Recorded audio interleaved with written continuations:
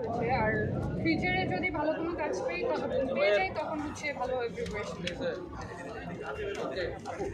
এখন তো সবাই সিনেমায় চলে যায় আসলে আপনি প্রথম সিনেমায় আসতেছেন কেমন লাগছে? আমি এখনো বলিনি আমি সিনেমায় আসতেছি।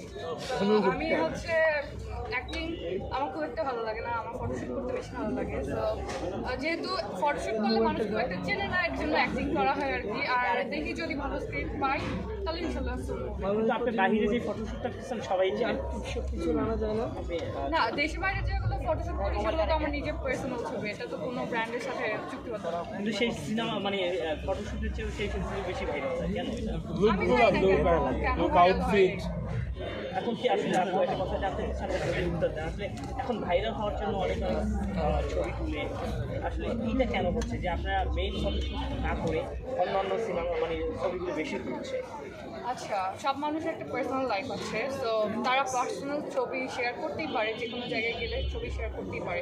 যেহেতু ওই পাবলিক ফিগার, সেহেতু আমাদের অ্যাকাউন্টটা পাবলিক থাকে, তো সেখান থেকে যাদের যে ছবি ভালো লাগে সেটা নিয়ে নিউজ করে, সেটা নিয়ে ভাইরাল করে। এটাতে যে আমরা ভাইরাল হওয়ার জন্য এরকম করি এরকম কিছু না, যে ভাইরাল হওয়ার জন্য করে সে বলতে পারবে, বাট আমার এটা ইন্টেনশনালি করা হয় না।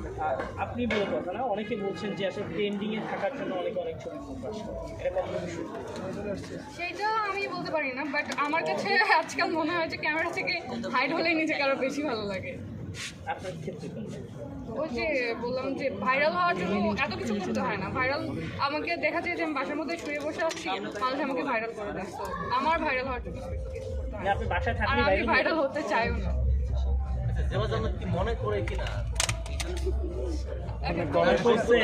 মিডিয়াতে যে পরিমাণ আউটপুট দেওয়ার কথা ছিল, কাজে ডেলিভারি দেওয়ার কথা ছিল, সেই রকম হচ্ছে না।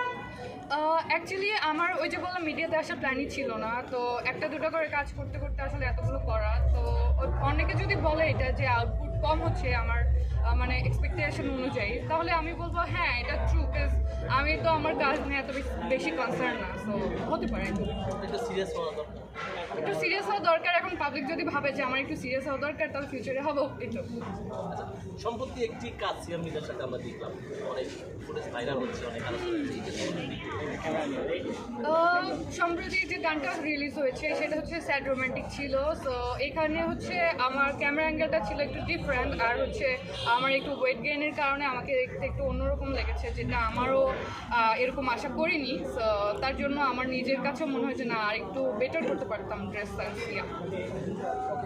যখন আপনি বললেন যে বেটার করতে পারতেন ড্রেস সেন্সটা, আপনাকে কি তখন মানে শুটিং শেষে বা দেখানো হয়নি?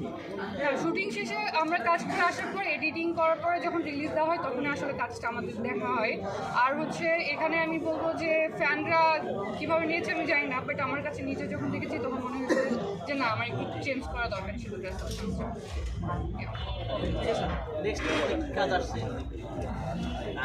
কাজ তো এখন আমি তো ওই যে আগে থেকেই বললাম যে কাজের বিষয়ে খুব একটা সিরিয়াস আগেও ছিলাম না, এখন একটু হয়েছি। তো কাজের প্ল্যানিং অনেক আগে থেকে যে করা হয় এরকম না, আমি হুট করে যদি মনে আমার করা উচিত তখন আমি হুট করে ফেলি। That's it. Thank you.